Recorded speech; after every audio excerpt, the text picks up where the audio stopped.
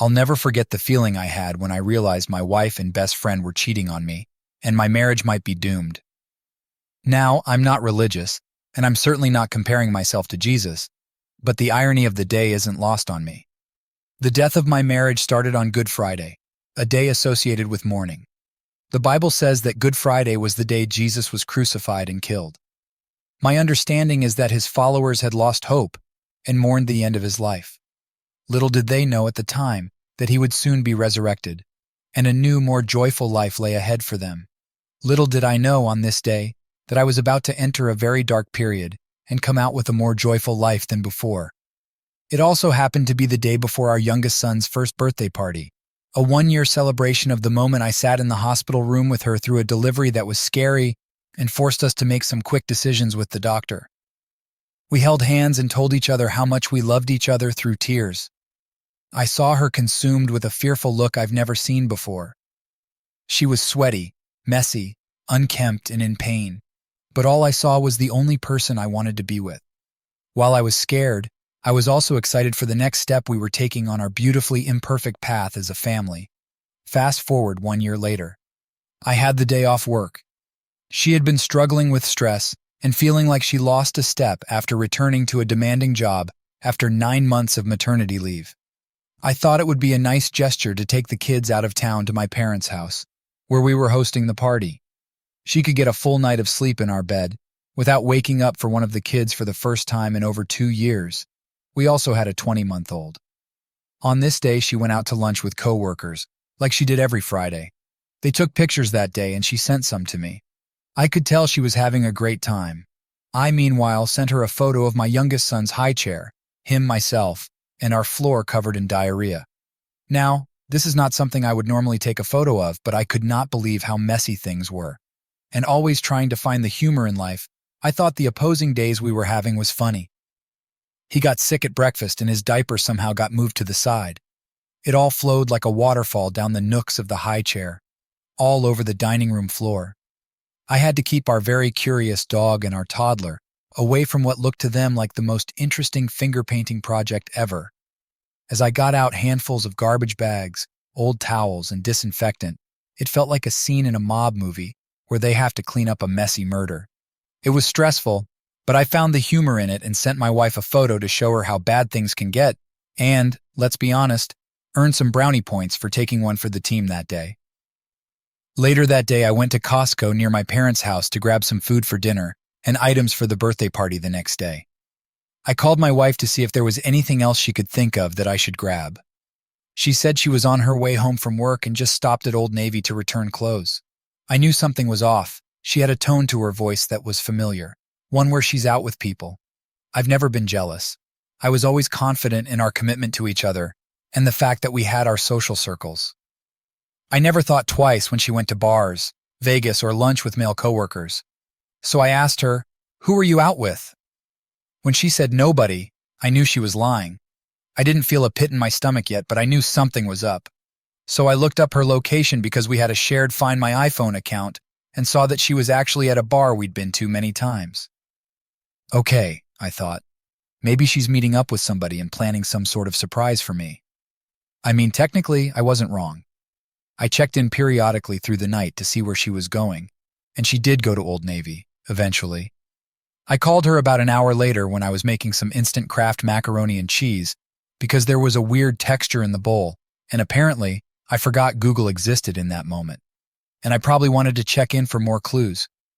She told me the texture was normal, and it even says so on the container. She was right. She also sounded mildly annoyed.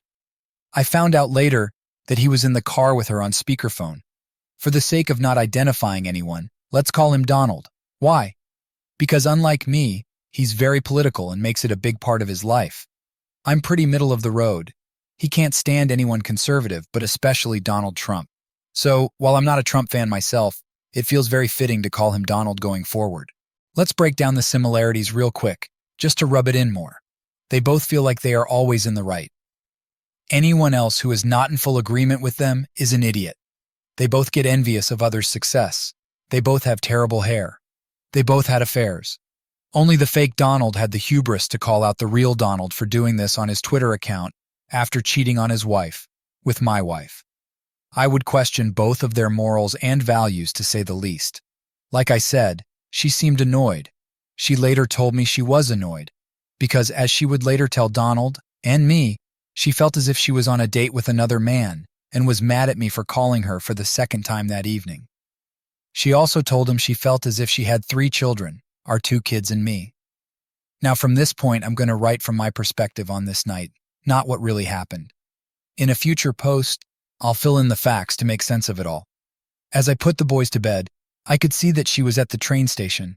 Okay, her girlfriend she was probably meeting up with to plan my birthday surprise, VDJ 9 months early, must be riding the train back to somewhere. I knew that didn't sound logical, but I couldn't think of a reason why she would be there. Then I remembered something, and my heart sank. A couple months before, she went on a work trip a couple hours out of town for the week and stayed at a hotel with her entire office. Before the trip, she was really mean and cold to me. She had returned to work at the beginning of January, and the return was really hard on her. She felt stressed. She felt like she had lost a step. She had a powerful, stressful job. She didn't feel beautiful, and she told me she felt dumb, even though she used to be one of the smart people in the office. She was already in pretty good shape, especially for having a baby, and I was just as attracted as ever to her, but she lost more weight and bought new clothes. I liked the old body, and I really liked the new body too. So did she. We still weren't having much sex though, not because I hadn't tried. We had 2 kids under 2 years old and were both working full-time and taking care of the kids and house every day. We were both candles burning at both ends. I was just willing to still use my burnt end for pleasure at the end of the night. When she got back from her trip at the end of February, I saw a libido in her I hadn't seen since she read through the 50 Shades of Grey books, and I told her at some point, I love having sex, but I don't know that my body can keep up this frequency this long. Now she wanted sex, and she wanted a lot of it, and it was great sex, as it had always been. I noticed the instant change and would joke around and ask, "What happened on your trip?" I always trusted her completely and would never have thought an affair was possible, because of our relationship, long history, and shared strong moral values. I figured the rest and time to herself rejuvenated her. It became a joke when she got ready for work in her new clothes, taking an extra glance in the mirror, and I'd tell her how good she looked and ask who the other guy was, but I was happy and secure. I had a beautiful, smart, successful wife. But that night, on Good Friday, I felt my heart sink when I started to put the clues together. I thought that maybe she met somebody on her trip and finally had a night where he could take the train down and meet her while I took the kids away. Putting the kids to bed that night was one of the hardest nights of my life. Knowing almost certainly that my best friend and love of my life was out with somebody else, taking advantage of my goodwill to give her a night off, was like a perpetual kick in the nuts. I kept trying to be optimistic, thinking, maybe she's meeting with a friend, but she always told me when she met with friends. I would try and force myself to believe that maybe she's planning something for me, but I'd keep remembering that there wasn't an occasion to plan for, and my actions of constantly checking her location didn't match with the feelings of trust I was trying to force myself to have. Later, she called me from the mall, and we talked, while I watched her phone move on the map from a different train station, which happened to be on the same block as her office, VDJ miles from the mall, inching up the freeway toward our neighborhood. Did she go back to her office and fulfill some fantasy? Was she at the other train station? Both? We chatted for a few minutes, then hung up, and I tried to fall asleep while I desperately searched our banking app for a charge to Taco Bell, since that's where she told me she stopped for dinner. I checked every social media app for photos others had taken and posted at the bar I saw on her phone's location, and both train stations that night to see if she appeared in the background of any. Both searches turned up cold. I went to bed trying to fall asleep, but wondering what was about to happen to my marriage, my wife, my kids, and my future. I couldn't tell my parents yet. I didn't know anything concrete, and I didn't want them to give away clues to her the next day that I knew something. I was married, but started feeling more alone than ever. In the next few weeks, things seemed to be doing better. We were spending more time together, and we discussed the affair a little bit, but I could tell she didn't want to talk about it.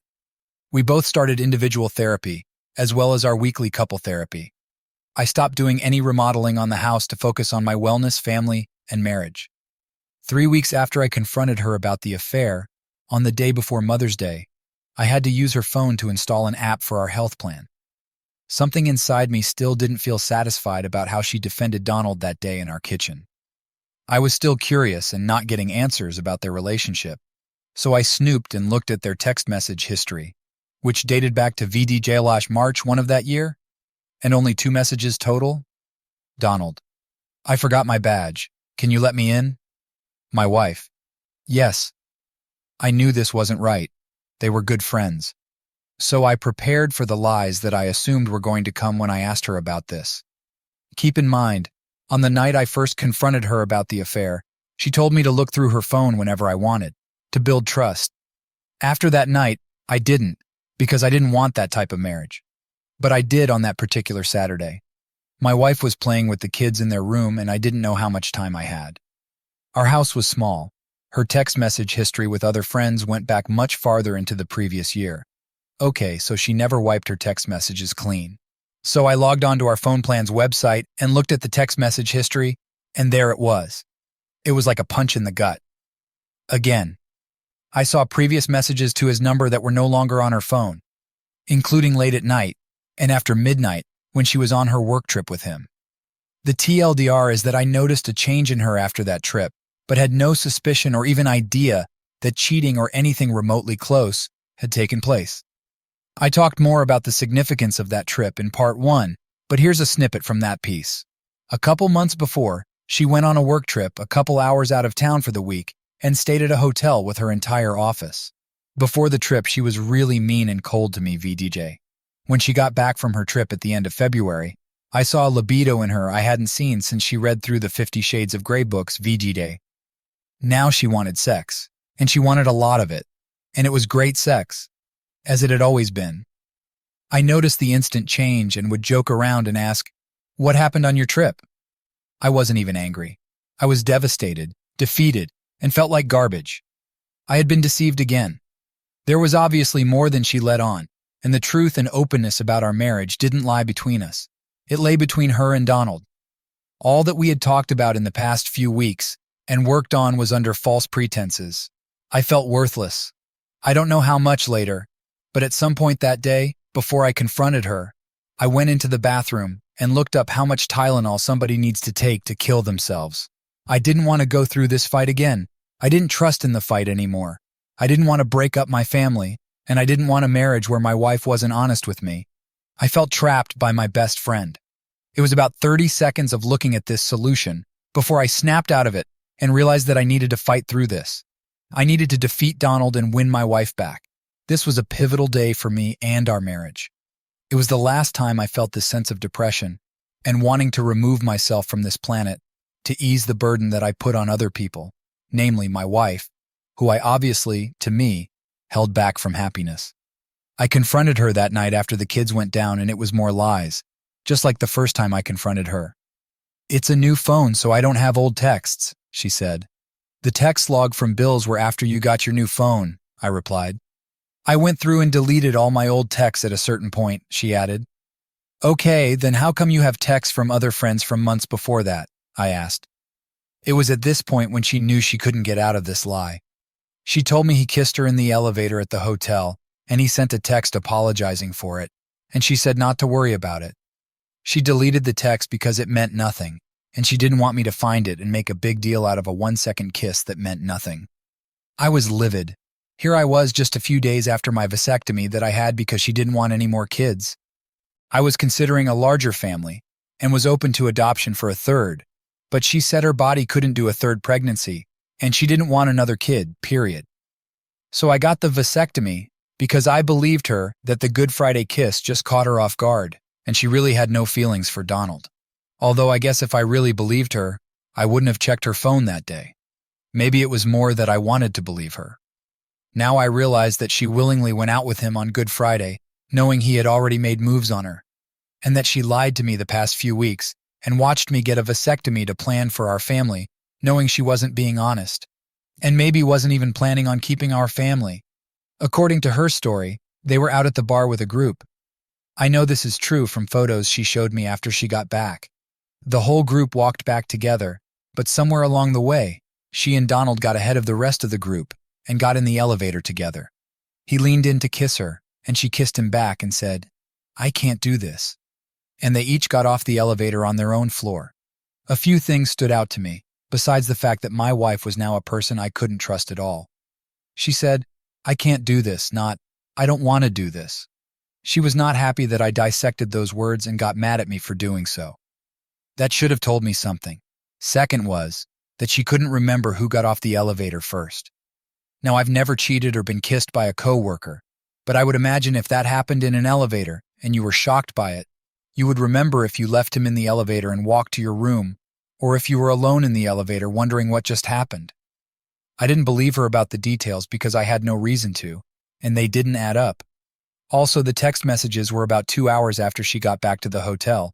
I learned that an iPhone tracks this and you can view when you visited certain locations. And according to her words, went right to sleep in her own room. She said the messages were just an apology from Donald to her, and her responding saying, it's okay. I still believe she was in his room and the messages said something quite different, but I'll never know. Being at peace with not knowing took years to get to. Then I remembered that she left her jacket in her room and had to pay to have it shipped back to our house. She never leaves things behind in a hotel. She wakes up early and does multiple sweeps, but she might have left it in Donald's room if she was in that room cheating on me and not thinking straight after. She insisted that her story is what happened and that she left the jacket in her closet. I didn't believe her. I couldn't even look at her. As I'm writing this almost a year later, this brings up anger about her deceit that day. I told her to call her mom again, to help with the kids, and that I was leaving. Note, it has been longer than a year now, but this sentence was taken from a journal entry a year later, and I wanted to leave it to capture the feeling. She called her mom.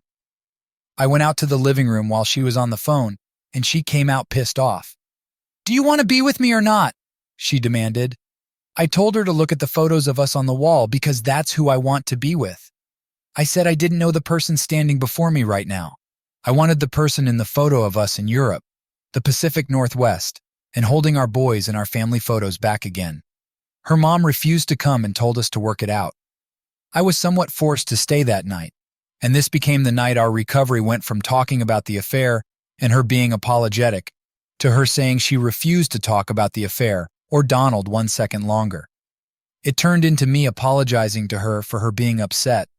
She went on to say I ruined her Mother's Day because of this discovery and fighting. I also had to apologize for that. Ruining Mother's Day became the main issue in our next counseling session, not the new discovery. We talked about her resentment toward me, and for months after, we barely spoke of her affair or lies and only about what I had done wrong as a husband. I was willing to work through this first, knowing we'd eventually have to work out the affair.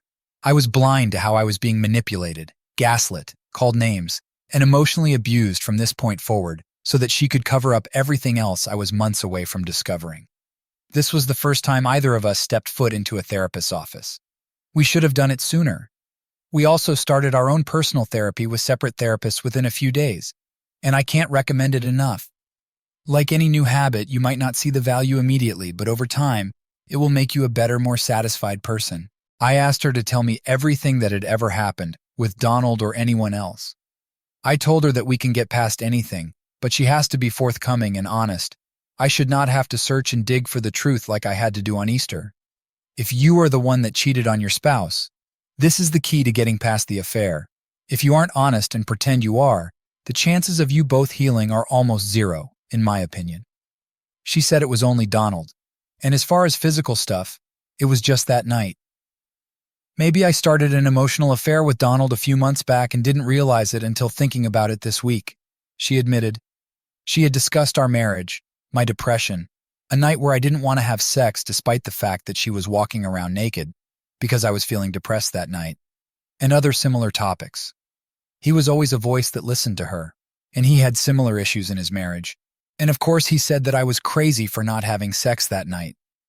She went on to say that she feels like she lost her identity since becoming a mom, and that her whole life is about the kids.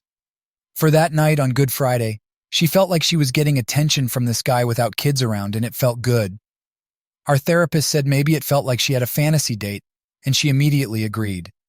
She said I had lost my spark, that my exuberance for life and happiness had diminished over the past couple years. My depression was drawing a wedge between us.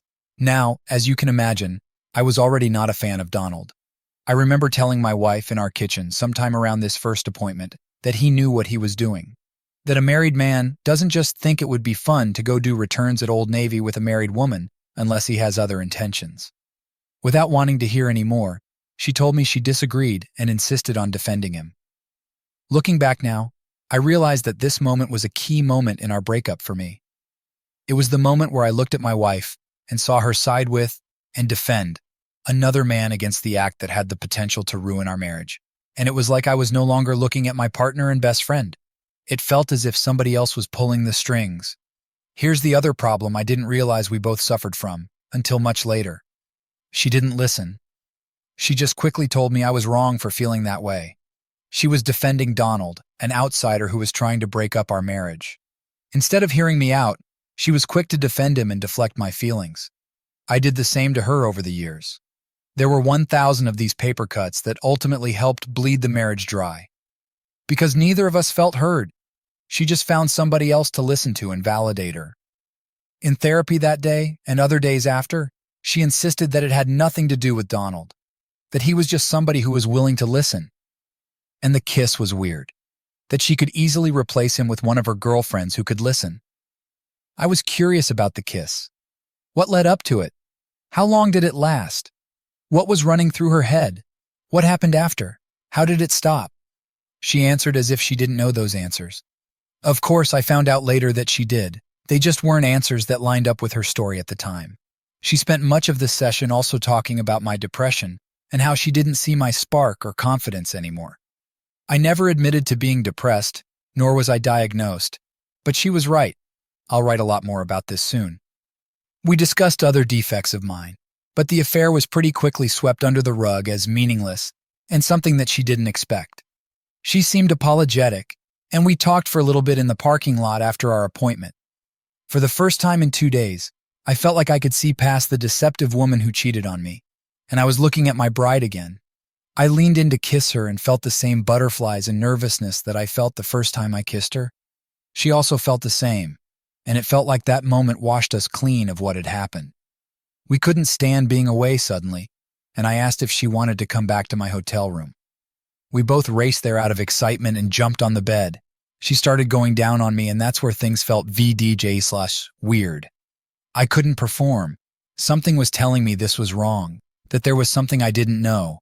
I think it's because I felt like the affair was quickly brushed aside for the other issues in our marriage, and that I still didn't get all the answers I wanted. Had she actually done this to somebody else without me knowing? She looked at me worried and disappointed, and we just laid there next to each other before she got up to go pick the kids up and go home, where her mom was waiting for them. I felt conflicted. On one hand, I felt like I was winning my game of tug-of-war with Donald to get her back. On the other hand, I wasn't satisfied with the lack of information. Maybe I was playing tug-of-war and he was playing chess.